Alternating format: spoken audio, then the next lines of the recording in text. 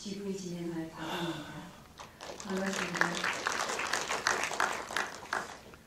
우선 이 영화는 그동안 없었던 영화였거든요. 그래서 이 영화가 이렇게 발굴이 돼서 다시 복원이 돼서 이렇게 볼 수 있게 된 것에 대해서 영화사 연구자로서 너무나 기쁘게 생각하고요.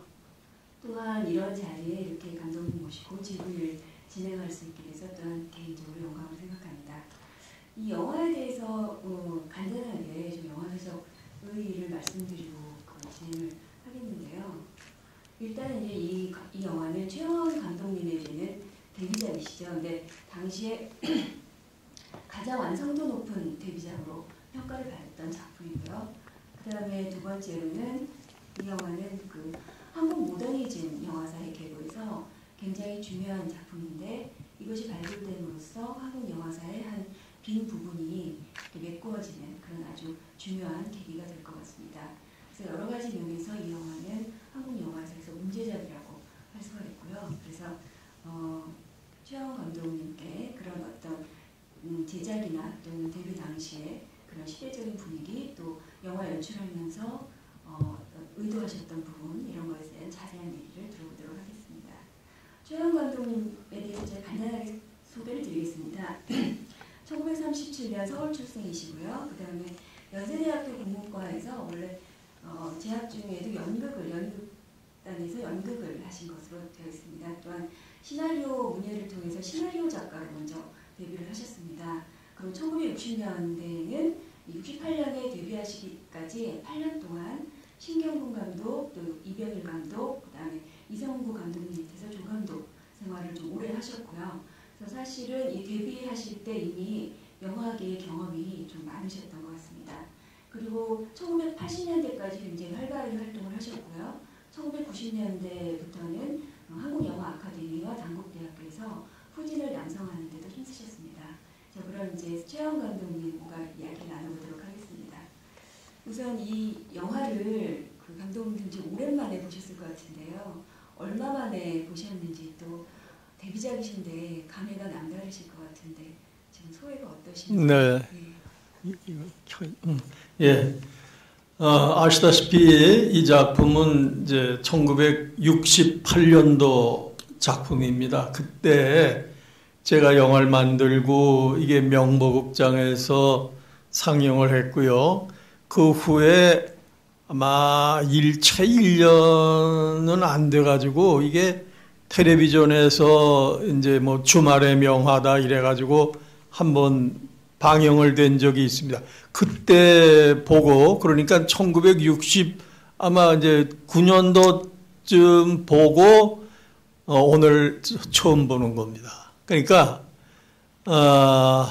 그간에 이제 그 제가 이게 뭐 첫 작품이다 보니까는 뭐 남이 어떻게 평가를 하든지 저의 나름대로 얼마나 공을 들였고 또 이 작품에 대해서 애착이 갔겠습니까? 그런데 이제 이 작품을 이제 다시 찾질 못해서 보질 못해서 아주 참 그랬죠. 애를 태웠죠. 그런데 이제 뭐 솔직히 한 10년 그렇게 어디 있나 이제 찾아보다가 없으니까 이제 포기를 했어요. 그래서 이제 그건 뭐 없어졌나 보다. 여러분 아시다시피 이제 지금은 그런 게 잘 없지만 옛날에는 밀짚 모자 해보면 그 왜 필름 잘라가지고 여기 테를 두르고 그러지 않습니까? 이제 그런 걸로 해서 아마 이제 필름이 다 소모가 돼서 없어졌나 보다. 이제 이렇게 그냥 이제 뭐 포기를 했는데 그러다 보니까는 이게 이제 뭐 여러분들이 참 짐작을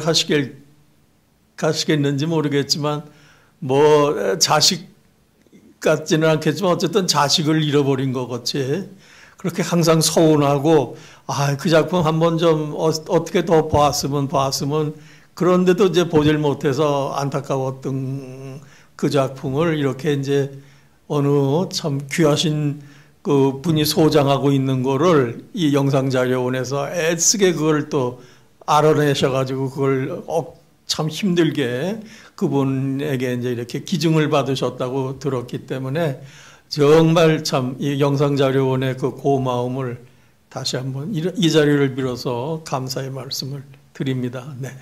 네,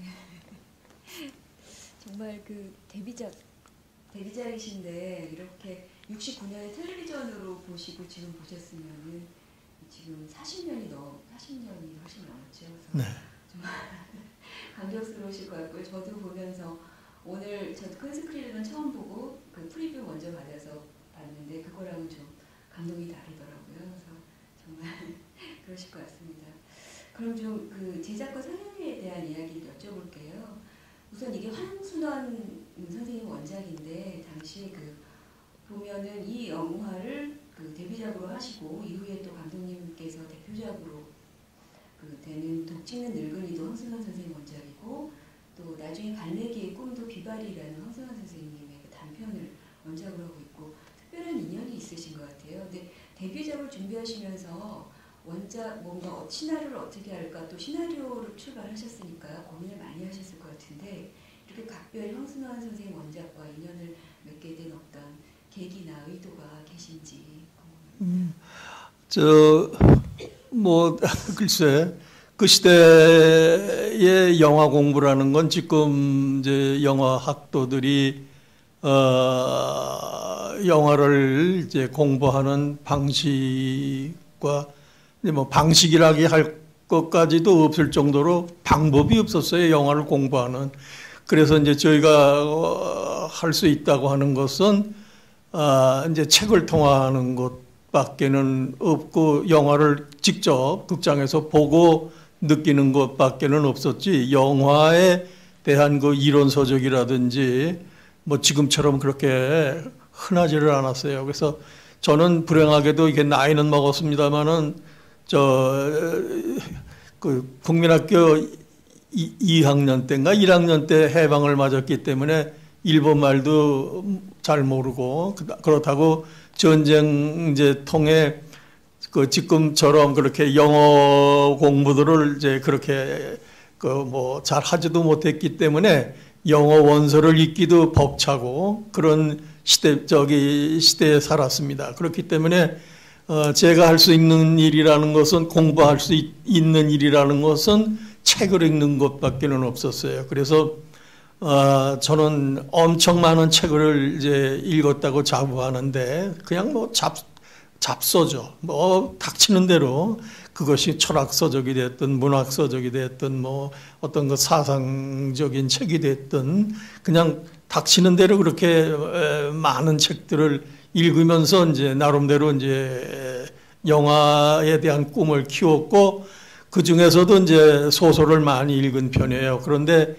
그 지금 이제 황선원 선생님 작품을 그렇게 이제 선호했던 이유가 뭐냐 이런 이제 말씀이신 것 같은데 물론 뭐 우리나라에 아주 훌륭한 참 소설가들이 많으시고 작품들이 많습니다만은 일단 황선원 선생의 소설은 글쎄 제가 황선원 선생 뭐 어떤 그 서로 감각적이라 그럴까 이제 그런 점에서 서로 상통해서 그러는지 모르겠지만 그 선생님의 소설은 일단 간결하고 선명하고 모든 그 메시지가 분명하고 그 다음에 디테일이 있어요 그 소설에. 그리고 그 뭐 예를 들자면 주인공이 무슨 뭐 그야말로 참 그 어떤 하찮은 행동 이발을 했다. 그러면 왜 이발을 했을까? 그 이발을 왜 시켰는가? 그러면 그 아주 적은 디테일 하나까지도 나중에 보면은 그 연관이 되는 그러한 거에서 얻는 어떠한 그 황선원 선생의 소설에서 막 느낄 수 있는 그러한 그 여러 가지 쾌감 같은 거 이런 것들을 제가 많이 느꼈기 때문에 자연히 이제 황선원 선생님 나무도 빌탈의 서다를 이제 택했던 것 같고 황선원 선생님의 이제 소설을 이제 많이 영화한 이유가 될 것 같습니다. 네. 그럼 이제 각색에 대해서 좀 여쭤보겠습니다. 지금 영화를 보면은 나무들 빌탈의 서다하고 원작하고 좀 달라진 지점들이 있는데 이 부분은 물론 시나리오 각색은 또 이은성 씨가 하셨죠. 네. 그렇지만 네. 감독님께서 분명히 연출을 하시면서 또 많이 관여를 하셨을 것 같고 그래서 이제 여쭤보겠는데 보면은 나중에 현태가 이제 사람을 죽이는데 그게 원작에서는 그냥 개항이 여자를 죽이잖아요. 네. 근데 그걸 직접 죽이는 게 아니고 또 어떻게 방조랄까? 네. 칼을 주어서 이제 총식하니까 칼을 줬는데 그 여자가 네. 정말로 죽어버리는 이런 예, 처리가 되고 또 이제 소설은 보면 1부와 2부가 되었는데 1부가 동호의 이야기라면 네. 2부는 현태 이야기인데 예. 지금 채택하고 계신 부분이 2부인 것이죠. 예, 예. 동호 이야기 이제 플래시백을 통해서 예. 이렇게 처리를 하고 계시고 이런데 예. 어떤 그런 부분에 각색을 하셨을 때 어떤 영화적 효과를 생각하셨던 건지 어떤 의도가 계신 건지요? 아니 뭐 이제 당연하죠. 영화는 영화고 소설은 소설이니까 물론 이제 소설을 이제 텍스트로 한다고 하지만 일단 영화는 영화 나름대로의 그 모든 구조를 갖춰야 되고 이제 그러다 보니까는 거의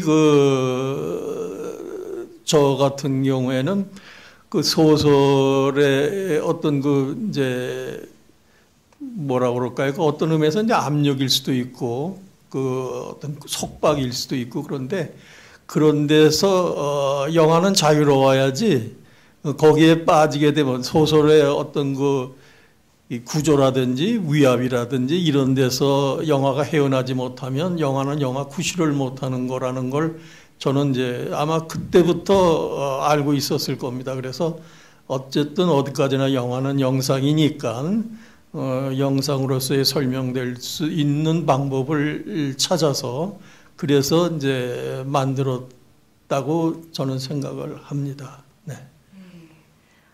그래서 이제 저는 오늘 다시 보면서 또 그런 생각도 들더라고요. 그러니까 오히려 그 동호가 그 옥주의 그 남자를 죽였던 것처럼 현태도 마지막에 또한 그 어떤 여인의 남자를 이렇게 죽이는 것이 두 사람이 어떤 전쟁으로 인한 쌍생활적인 피해자 이런 의미를 영화가 좀 더 숨이 상관하게 네. 보여주고 있는 것 같아서 영화적 구조상으로 네. 훨씬 완결성이 있겠다라는 생각도 들었습니다. 네. 그리고 이때는 1968년에 이미 칼라 영화가 일반화된 시기였는데 아니요, 그때는 네, 일반화는 안 됐습니다. 네, 네. 만약 하나 둘 이제 칼라가 시작됐을 때예요. 네, 네. 흑백을 이제 그러니까 이 흑백은 영화를 보면서 정말 그 뭐랄까 달랐거든요. 네. 정말 그 흑백으로 찍었기 때문에 이런 효과가 난다. 그런 생각이 들었고 그다음에 근데 흑백을 이렇게 선택을 일부러 하신 아니요. 일부러는 아니고 그때 칼라 하는 게 굉장히 부러웠죠. 그래서 칼라 했으면 좋겠는데 이게 이제 아시다시피 이게 이제 상업적인 관점에서 그 소위 저 영화사를 운영하는 그 사장들의 입장에서는 이 작품이 굉장히 흥행적으로 성공할 거라고 하는 자신감이 아마 없었을 거예요. 그러니까 가급적이면 이제 투자를 좀 적게 하려고 하는 그러한 생각도 있었기 때문에 그래서 아마 그때 흑백을 했지 사실은 전 이제 개인적으로는 저 칼라를 했으면 그런 생각 있었죠. 근데 흑백 영화가 훨씬 좋은 것 같습니다. 오히려 뭐 전화위복이 된지도 그건 모르죠. 그리고 이제 보면은 지금 더빙을 하고 있는데 예. 이순재 씨나 김순철 씨는 목소리를 그냥 예. 본인들 목소리인데 네. 그때도 보면은 이 문희 씨 같은 경우에 더빙이죠. 네. 지금 보면 그때는 어땠을지 모르는데 지금 보면 본인들 목소리로 한 게 훨씬 잘. 물론이죠. 예. 그러면요. 이제 여기서 사실은 눈에 익지 않은 배우들이 이제 많죠. 뭐 눈에 익었다 하면 이순재 씨, 이제 문희 씨는 이제 워낙 유명했으니까 옛날 그 영화들을 많이 아시면 이제 문희 씨는 알 거고 나머지 이제 손숙 씨도 사실은 이 영화가 처음 데뷔예요. 그 이제 개양이로 나오는 그 사람이 이제 손숙이 지금 연극 배우 이제 손숙 씨인데 그 다음에 이제 김순철 씨 돌아가고 그 다음에 이제 김성옥 씨라는 분도 이제 그 연기를 그만두셨고 그 다음에 김동훈 씨 이제 돌아갔고 다 돌아간 양반들이 많죠. 그때 이제 제가 그 고등학교 다니면서 영화를 하려다 보니까는 제가 영화를 배울 수 있는 길은 이제 연극이 제일 가깝기 때문에 연극을 했고 또 연극 그 당시에 이제 소위 이제 연세대학 지금은 연세대학이지만 제가 들어갈 때 연희대학인데 연희대학 연희극회라는 게 굉장히 이제 연극을 굉장히 많이 이제 아주 활발하게 했었어요. 그래서 제가 이제 연세대학을 가가지고 이제 연희극회 들어가서 이제 활동을 하면서 이제 소인극, 이제 지금으로 말하면 이제 아마추어들 소인극들의 단체들이 떼아뜰리블이라고 그 당시에 이제 이순재 뭐 이런 사람들뿐만이 아니라 이낙훈이 무슨 이제 여러분들이 아실 만한 분들이 그때 다 멤버였거든요. 그래서 이제 거기에 저도 이제 한 멤버였기 때문에 다 친구들이죠. 그래서 영화를 하면서 그 친구들의 연기를 이제 제가 믿는다고 그럴까요? 이제 신뢰한다고. 그런데다가 제가 이제 지금 말씀하신 것처럼 그 후시녹음을 하다 보니까는 자기가 자기의 목소리를 내는 거는 뭐 좀 이제 후시녹음이라도 괜찮은데 전혀 다른 사람이 그 사람을 이제 연기한다는 것은 여러 가지 어색한 점도 많고 그렇기 때문에 가급적이면 본인들이 이제 직접 자기의 대사를 할 수 있는 사람들을 선택을 했어요. 그래서 이제 지금 그런 이제 캐스팅이 된 거죠. 그렇게 돼서 이제 그 사람들이 이렇게 지금 사실은 그분들이 다 연기들을 잘하는 사람들이에요. 그러니까 생소했던 신인들은 아닙니다. 네. 네. 그래도 그 당시에 그러니까 신인에 대해서 말씀하셔서 좀 여쭤보면 네. 당시의 기사들을 보면은 그러니까 신아무개 아닌 때묻지 않은 얼굴들을 보게 돼서 영화가 참 좋다 이런 평가들이 그런 점도 있었을 거예요. 네. 네. 네. 그리고 이제 이순재 씨도 그때 스타급은 아니에요. 물론 네 아니죠. 그럼 네. 한참 크는 상태죠. 네. 여기 보면은 지금 이 영화의 이순재 씨의 연기가 굉장히 좋아 보이거든요. 네. 그때 감독님 연출하실 때는 원래 친분이 있으셨던. 네. 그러면 친구죠. 네. 네. 그러면 원래 그 현태를 이순재 씨로 생각을 하시고. 네. 네. 그랬어요. 네. 굉장히 만족스러우셨습니다. 네. 그래 보면은 그렇게 그러니까 연기들을 굉장히 잘하셨던 것 같아요. 네. 보면 연출을 잘하셨기 때문에 연기를 잘한 거지만 연기를 굉장히 잘하셨다는 생각이 들고 조금 더 영화에 대해서 네. 여쭤보면은 네. 그 중간에 이렇게 뭐죠? 그 신호등. 예. 네, 네. 장영종이 떨어지고 네. 이제 그 우발적인 살인, 민간인을 죽이게 된. 예. 그렇게 해서 이제 과거로 돌아왔다가 현재로 이제 그 전화박스, 전화벨과 연결되는 전화박스로 들어가는 이런 몽타주가 정말 돋보이거든요. 그래서 이런 것들은 당시 어떤 외국 영화의 영향을 받으신 거예요? 글쎄 영향을 물론 받았겠죠. 뭐 영향이라는 것이 이제 모방은 아닐지 몰라도 어쨌든 그런 좋은 그러한 영향을 뭐 안 받았다고 할 수는 없죠. 저희가 이제 영화를 통해서 공부를 했으니까. 그런데 사실은 내가 작가가 자기 작품에 대해서 몇 년간이나 책임을 져야 될까? 저는 영화를 보면서 쭉 그런 생각을 했어요.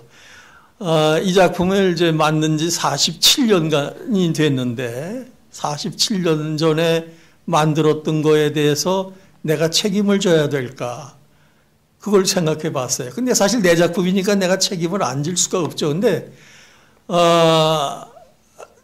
사실은 저는 나무들 빗자루서다 작품을 찾았다고 그랬을 때도 나무들 빗자루서다에 대해서 많이 이렇게 장면들을 어디서 내가 촬영했던 건데 전혀 그런 것들이 생각들이 안 나요.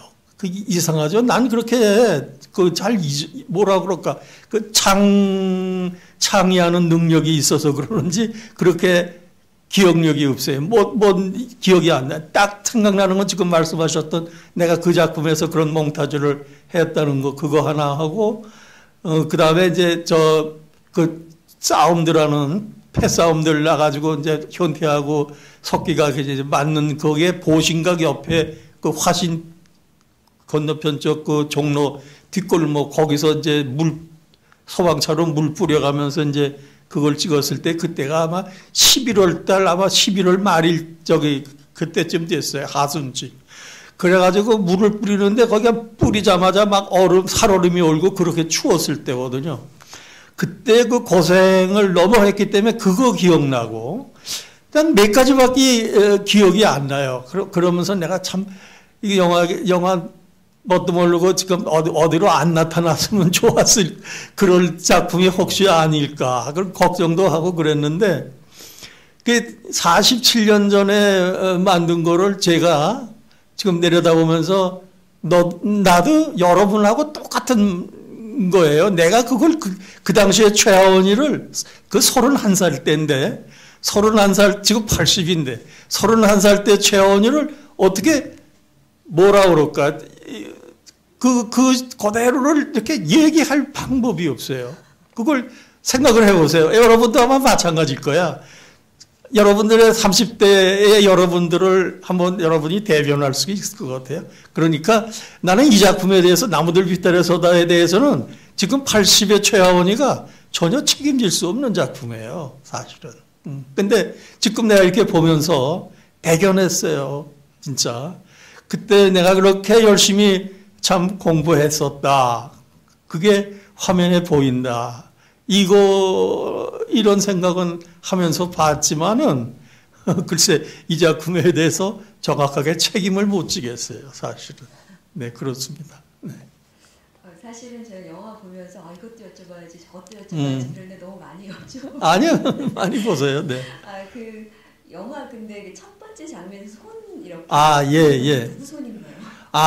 그것도, 이 작품이 16mm를 찾으셨대요. 그래서 이게 원래 16mm 원판입니다. 그렇기 때문에 그게 저도 보면서 이제 느꼈는데 그 두 사람의 손 밑에는 많은 유리 파편들이 깔려 있어요. 사실은 그렇게 35mm 그때 화면에서는 그게 선명하게 유리 파편들 위에서 그 두 젊은 남녀의 손이 이제 유의하듯이, 그다음에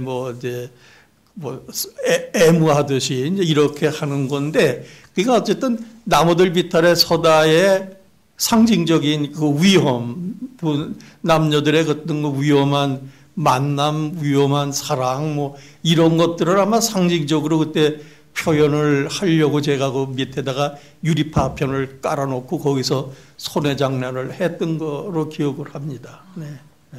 그 마지막 장면에서 보면은 그 장숙이 내가 감당해야 될 일이라고 그 감당이라는 말이 저는 굉장히 와닿거든요. 근데 장숙이 그러겠다고 하면서 하늘을 보는데 그게 이제 이순재 형태가 감옥에 있는 상황이죠.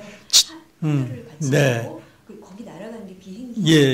그 마지막 장면 처리는 이제 굉장히 원작하고는 다른 거거든요. 그래서 어떤 그건 기억나세요? 나죠. 지금 같으면 보잉 707이나 보잉 비행기를 찍었겠죠. 근데 그때는 없었어요. 그런 여객기, 큰 여객기 같은.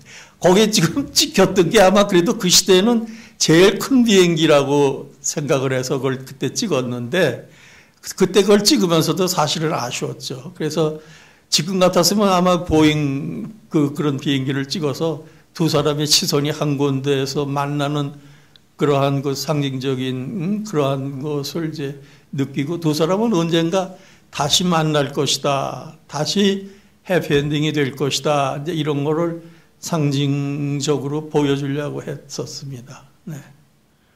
그런 점에서 보면은 이제 감독님 작품 전체에서 어떤 뭐랄까 그 건전한 희망의 윤리랄까 이런 것들을 좀 지향하셨던 게 아닌가. 그런 생각이 들고 이때 이게 이 상황 그 결말 아니면 굉장히 상황은 절망적인 상황이잖아요. 젊은이들이. 근데 이 1968년에 저희가 기억하기로는 이만희 감독의 휴일이 만들어졌는데 젊은이들의 절망은 적을 이롭게 함으로 용공이다라는 논리로 사실은 주인공이 마지막에 머리를 깎고 군대 가지 않으면은 개봉해줄 수 없다 그래서 상영이 안 된 그런 케이스가 있었거든요. 근데 여기도 보면 만만치 않게 그 전후의 젊은이들의 그런 절망적인 정신 세계가 나오는데 이것 때문에 혹시 어려운 점은 없으셨나요? 있었죠. 그래서 그 앞에 여러분들은 내가 보면서 요즘 젊은 사람들은 읽지도 못할 거다 그랬는데 거기서 한문 막 섞여가지고 자막이 이렇게 처음에 올라가는데 그거를 이제 그때 그 당시에 검열 때 그런 거를 넣으라고 아마 검열이 잘 안 됐기 때문에 그런 걸 이제 이 작품이 갖고 있는 그러한 이제 그 검열관들이 느끼는 그러한 위험 요소를 뭐라 그럴까 좀 이제 이렇게 해소한다고 그럴까 설명한다고 그럴까 그래서 이 작품이 그러한 그 젊은이들의 어떤 뭐라 그럴까 그 회의, 방황, 타락 이런 것만이 아니라 이런 그 전쟁이라고 하는 한국 동란이라고 하는 그러한 그 원인 때문이라는 것을 자막을 넣으라고 그래가지고 아마 그때 넣었던 거로 기억을 합니다. 네. 제가 이 영화 검열서류를 좀 봤더니 원래 이 영화가 제작 신고서를 할 때 영전 그러니까 전쟁을 혐오하는 게 일어나지 않도록 네, 네. 해야 된다고 해서 반려가 됐다가 나중에 이제 카이네 후예를 함께 방공 영화로서 제작하겠다고 함께 같은 방공 영화를 나가면서 제작 신고를 다시 해서 이제 통과가 된 것 같더라고요. 네. 그랬을 때에 보면 이제 방공 영화여야 된다. 또 한편으로 이게 두 개 다 황순원 선생님 원작이잖아요. 이런 경우가 황순원 선생님 원작이라는 것도 거기에서 어떤 좀 검열 통과하는데 유리한 점이 있어요. 아니요. 뭐 황순원 선생 그러니까 그런 건 뭐 유리했는지 불리했는지 그런 거는 없었고요. 이게 이제 소위 어떻게 잘못 오해하게 되면 이제 반전 그런 그 이제 테마라고 오해할 수도 있으니까 그런 것 때문에 이제 검열 당국에서 그 뭐라 그럴까 꺼려했고 우려했죠. 이게 젊은 사람들한테 전쟁이라는 걸 회피하게 되고 전쟁을 싫어하고 이렇게 되면 그 당시에 이제 뭐 지금도 현재 우린 이런 상태지만은 그 젊은이들에게 그런 것을 이제 주입시키는 계기가 돼서는 안 된다 이런 것 때문에 이제 염려들을 했습니다. 그런 점이 있었죠. 네. 그 당시에 또 신문을 보면은 이 영화가 관객에게 아첨하기를 단념한 영화라고 제작사 측에서 밝혔고, 그래서 이제 그때 평을 보면 엘리트 지식인들이 굉장히 호평할 만한 영화라는 평도 있고, 근데 전반적으로 이 영화에 대해서는 정말 호평일색이었던 것 같아요. 굉장히 호평을 많이 받았고 그랬는데 당시 관객 반응은 어땠는지도 궁금하고요. 또 한편으로는 그렇게 제작사에서 용감하게 이거는 관객한테 아첨하기를 단념한 영화다라고 또 말을 할 수 있었던 어떤 이유? 이게 아무리 제작비도 들어가고 영화라는 거는 그런 건데 수익 구조가 좀 달랐던 건 아닌가 싶기도 하고. 글쎄 뭐 이제 그건 영화를 이제 뭐 저는 많이 하지는 못했습니다만 이제 제가 했던 영화들을 이렇게 볼 것 같으면 좀 난해하다 그럴까요? 뭐 좀 이제 글쎄 뭐 저 입장에서는 그렇지도 않은데 그렇게 좀 어렵다고 그렇게 얘기들을 이제 하십니다. 그런데 이제 나무들 빛털의 소다 같은 경우에도 그 당시에 이제 그 소위 그 이제 한국 영화의 어떤 그 성향에 이제서 볼 것 같으면은 조금 좀 이제 성향이 그야말로 이제 좀 다른 영화이다 보니까 그 이제 관객들이 이제 선호하는 그 부류라고 그럴까요? 이제 그게 좀 특수한 부류에서 좋아하셨고 대체적으로는 뭐 영화가 좀 어렵다든가 뭐 잘못 또 보게 되면 그거 뭐 별것도 아니다 이제 시시하다 이제 이렇게 평가들을 아마 했을 거예요. 지금 생각해 보면. 아니 근데 당시에 평가가 굉장히 좋고 중요한 당시 문예 영화라고 했잖아요. 예. 근데 1966년, 67년이 문예 영화 전성기다가 68년 되면 조금 문예 영화가 뭐랄까 조금 전성기를 좀 지나고 나중에 다시 70년대에 이렇게 또 다시 문예 영화 붐이 일어나게 이렇게 되죠. 그러니까 그 사실은 뭐 영화가 그 텍스트를 소설에서 가져온다는 것은 뭐 어떤 의미에서는 합리적이지 못하죠. 그건 사실은 영화여야 되고 그것은 이제 오리지널 이제 시나리오에서부터 시작이 돼야지 정상적인 이제 소위 그 영상을 이제 위주로 하는 영화가 되는 건데, 그 당시만 하더라도 이제 그 시나리오 라이터들의 어쨌든 능력이라고 그럴까요? 뭐 시나리오 라이터라는 게 이제 특별한 게 아니라 영화 감독들도 다 이제 또 시나리오 쓰는 사람들도 많고, 그러니까 그냥 소위 그 영화 작가들의 능력이 뭐라 그럴까 이제 원숙하지 못했고, 그 다음에 이제 또 제작자들은 이제 오리지널 시나리오 같은 경우에는 위험 부담을 안을 수밖에 없는데, 유명한 이제 그 많이 알려져 있는 소설 같으면은 일단 대중들에게 널리 그 스토리가 알려져 있으니까 소위 그 흥행이 조금 좀 안전하다 그럴까? 그렇기 때문에 그러한 그 소위 그 문예 작품들을 많이 영화로 이제 받아들였던 원인이 바로 이제 그런 것들 때문에 그랬죠. 사실은 영화 작가들의 능력이 부족했기 때문에 오리지널이 많이 성행하지 못했던 거죠. 네. 근데 보면 지금까지도 시나리오가 부족하다는 이야기는 신문에 계속 1950년대 신문부터 지금까지도 시나리오 부족하다, 뭐 그래서 일본 소설 뭐 갖다가 쓴다 뭐 이런 얘기 지금까지도 있는 걸 보면은 어떻게 생각하면 산업적 요구를 이것을 다 감당을 못했던 것이 아닌가 뭐 생각도 듭니다.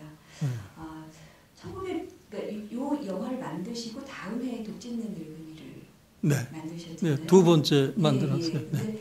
이 두 영화 다 굉장히 완성도가 높고 예술성 있는 작품으로 영화사에서 주요한 작품으로 평가되고 있는데 좀 풍이 많이 달라지셨던 것 같아요. 네. 그래서 이거는 뭐랄까 굉장히 도시 모더니즘적인 네, 내면 네. 서술을 중점을 둔 작품이라면 네. 이 북짓는 늙은이는 네. 칼라 영화이기도 하고 또 굉장히 그 로컬리티가 네. 강화되어 있는 그래서 이렇게 1년 사이에 어떤 이런 변화를 네. 하시게 된 그런 계기가 있었는지.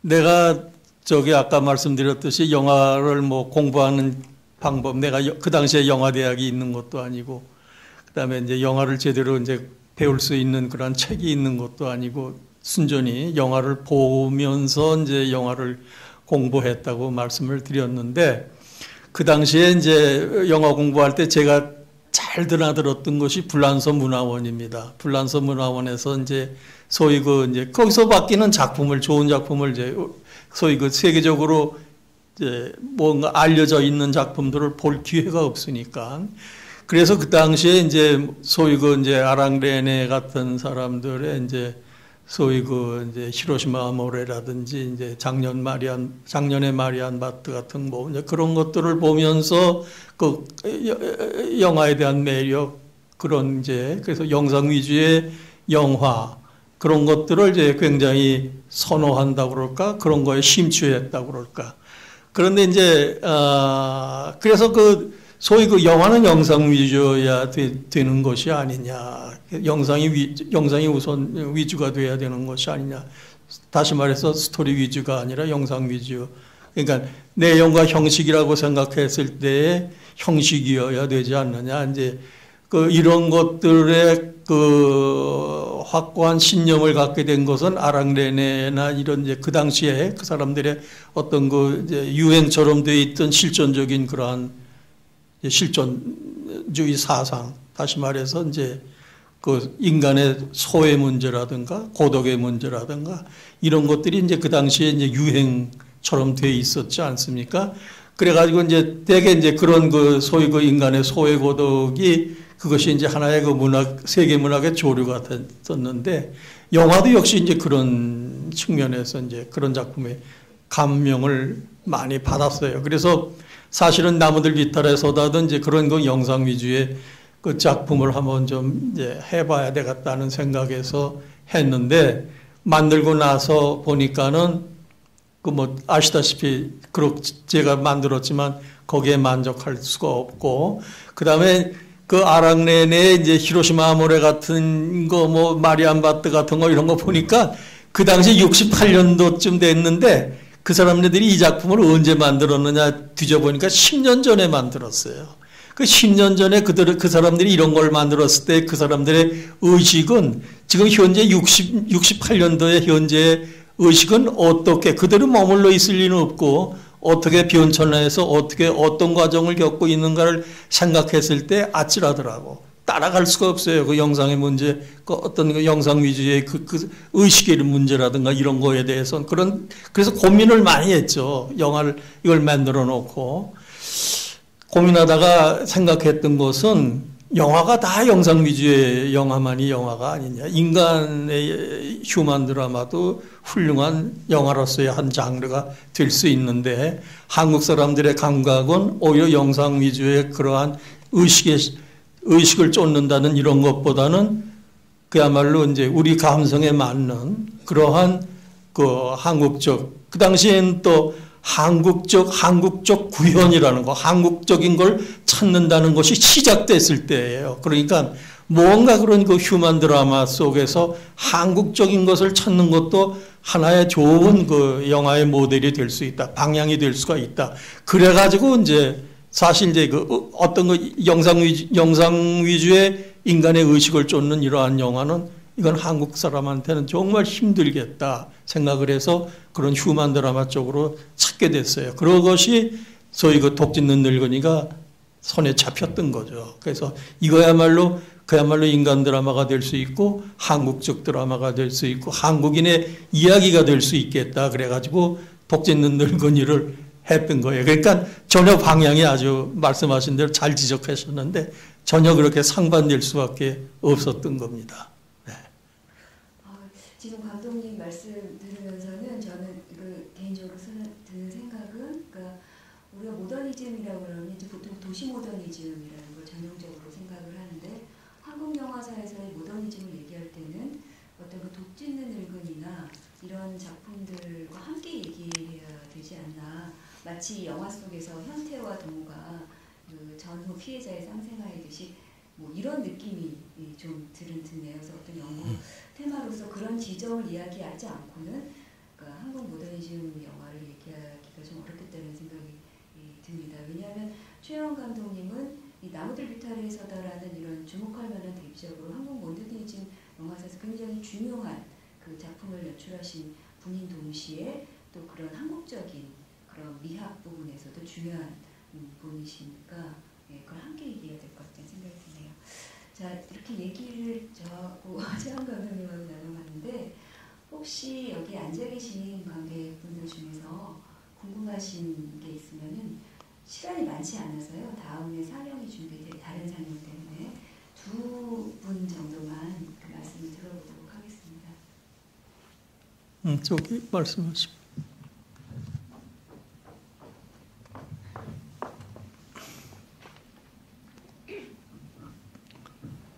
네, 너무 아름다운 한편의 시 같은 영화를 고맙습니다. 잘 감상했습니다. 그 극중에서 그 현태의 그 가지를 치는 이유가 뭔지 아느냐라는 질문이 극중 안에 굉장히 많습니다. 전지. 네, 전지를 하는 이유가 개양에게도 부럽다고 계속 말을 하고 네. 그 어머니께서는 그 꽃나무에 그 현태를 투영했는데 그것을 가지고 와서 방에 가지고 와서 이제 술이 취한 상태로 가지를 자른다던가 하는 그런 장치들이 많이 있었습니다. 네. 그 대사가 전쟁의 아픔을 떨쳐내는 것 그 이면에 또 다른 뜻을 담고 있는지 궁금합니다.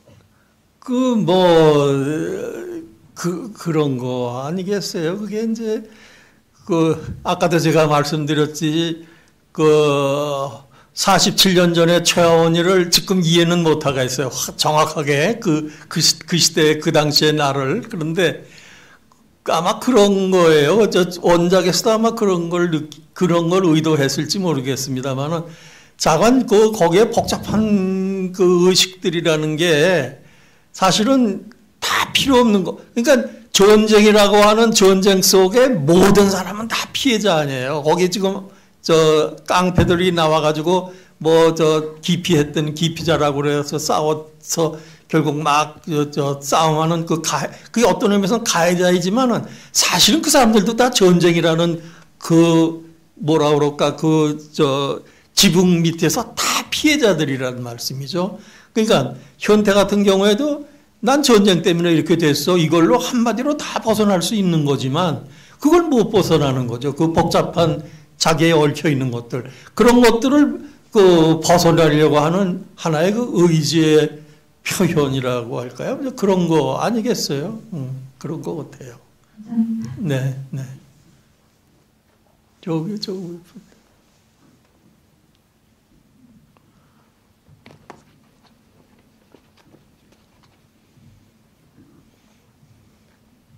선생님 너무 반갑고요. 네. 지금 제가 우연히 인터넷에서 이 상영을 한다는 걸 보고 꼭 봐야겠다고 왔는데 네. 보람 있는 자리인 것 같고 일단 그 제목에서부터 상징하는 바가 굉장히 컸다고 생각을 해요. 예. 그리고 그 각각 인물, 동호 형태, 그 장숙이 그 상징하는 그 의미가 되게 뚜렷하거든요. 근데 개인적으로는 장숙은 처음부터 끝까지 순수를 표상했던 것 같고 그 현태 같은 경우는 미묘하게 이제 순수와 타락 사이를 오가는 것 같고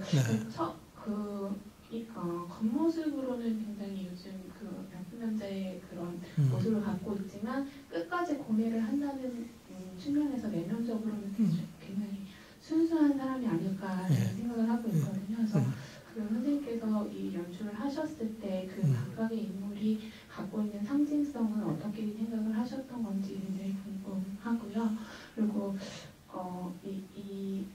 지금 이 작품을 혹시 뭐 다른 뭐 그런 그 장소에서 또 재개봉이나 이런 걸 하실 생각은 없으신지? 네. 뭐 아니 우선 이제 그냥 뭐 모르겠어요. 이건 이제 영상자료원에서 이제 지금 이제 발굴하셔가지고 이제 이걸 찾아놓으신 거니까 영상자료원에서 아마 또 필요에 따라서 이제 뭐 활용을 하시겠죠. 그거 말씀드리겠고. 글쎄 지금 이제 앞에 물어보셨던 것에 정확한 그 뭐라 그럴까 의도는 제가 잘 모르겠는데, 그러니까 각 그 여러 사람들의 개개인들의 뭐를 물어보시는 건지, 상징하는 바가 있느냐?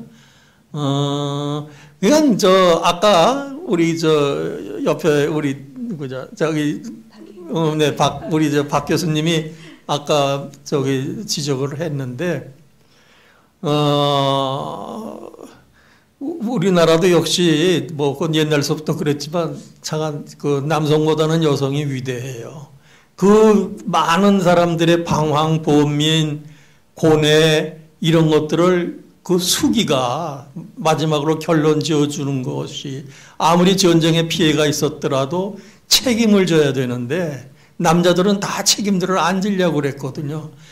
오직 수기만큼 자기 몸속에 악이 그 현대인의 집안에도 알리지 않고 그런 그 어떤 그 의뢰라든가 의타에서 벗어나서 자기가 자기 걸로서 책임지고 자기가 책임을 다하겠다고 하는 그런 의지의 표현이 뭐 이 작품의 메시지가 되고 이제 그런 상징이 되는 거죠. 그런 것 같습니다. 네. 예, 아마 그 감독님께서 하시고자 하셨던 그 질문에 대해서 그러니까 어떤 유형화를 보신 것 같아요. 근데 분명히 그런 측면이 있는 것 같습니다. 그러니까 전쟁으로 인한 피해가 어떤 식으로 나타나느냐인데 예를 들어서 동호가 순정, 순애, 결벽 이렇게 나타난다면 오히려 또 현태 같은 경우 위약으로 나타나고 윤구 같은 경우는 그것이 아주 실리적인 그 근대 재건 시대에 아주 자본주의에 너무나 잘 적응하는 이런 형태로 나타나는데 그런 것들이 하나의 어떤 병리적인 현상으로서 그러니까 그 젊은이들이 고통을 받는 거죠. 그러니까 그 석계는 이제 이 원작에서는 원래 전우는 아니고 나중에 친구로 국민학교 동창으로 만나는 친구인데 그 친구도 마찬가지거든요. 원래 권투를 하다가 권투를 못하게 된 이런 어떤 과거가 있는 친구인데 이런 것들이 젊은이들의 어떤 유형을 보여주는 건 맞는 것 같습니다. 그리고 그건 이제 원작에 나와 있는 어느 정도의 유형을 이제 감독님께서 좀 다른 인물들도 나오거든요. 원작에는 선우라는 정신병원에 가는 인물도 나오고 그런데 그런 걸 좀 전지를 하시고 그리고는 조금 더 그 영화에 맞게 감명하고 메시지를 명확하게 전달하시도록 이렇게 보여주신 게 아닌가 싶습니다. 예. 그 지금 시간이 조금 남았는데 혹시 이 질문은 꼭 했으면 좋겠다라고 하시는 분 계시면 한 분만 더 질문하겠습니다. 예. 네.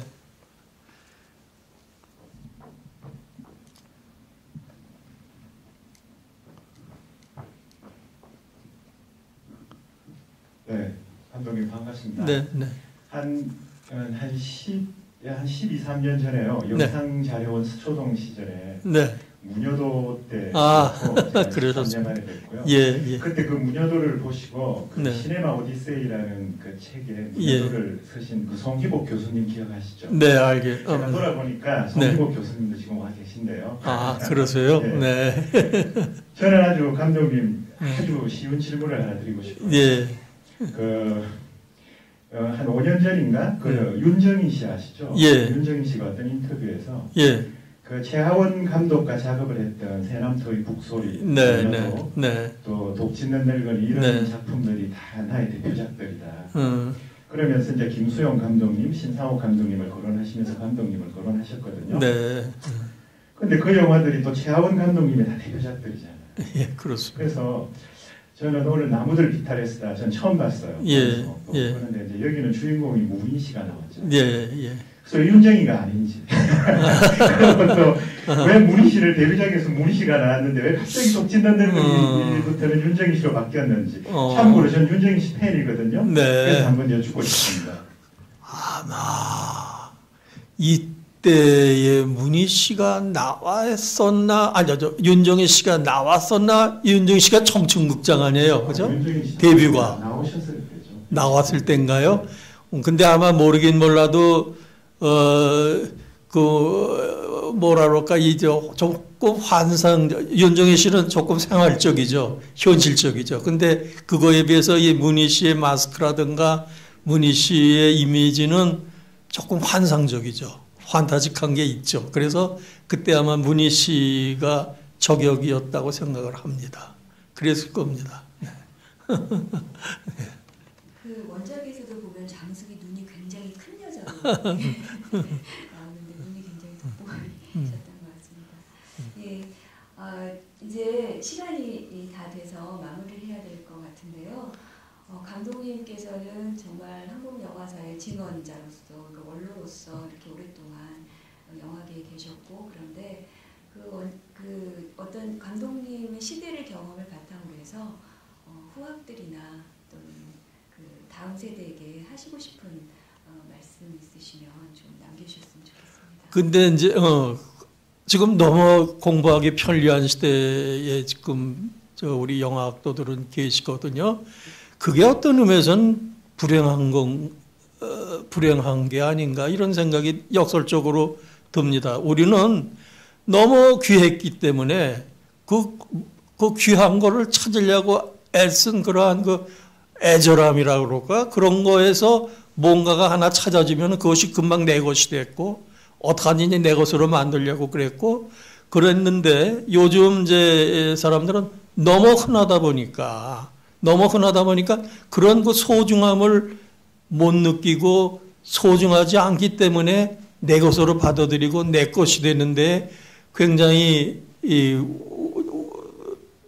뭐라 그럴까, 이제, 그런 것이 아닌가. 그래서 지금 그런데 이제 사실은 그게 이제 어떤 의미에서는 참, 우스운 소리죠. 그건 말이 안 되는 소리 같지만, 그야말로 참 정말 공부하기 좋은 시대에 살고 있지 않습니까? 문제는 시대의 변천이 너무 그야말로 우리 시대 같으면은 영화는 그야말로 멜로드라마 이 장르라는 것이 뻔했는데 지금은 우선 장르부터가 너무 복잡하고 또 영화가 어떻게 또 어떤 방향으로 또 새로워질 것인지 이러한 또 새로움 같은 것들을 찾는 것이 너무 활발하다 보니까 그러한 그 영화에 대한 그런 그 소신이랄까 정착 같은 것들이 잘 안 되고 있는데 문제는 영화에 대한 그 정열을 그러니까 지금 이제 현장에 나가보면 전부 이제 디지털이다 보니까는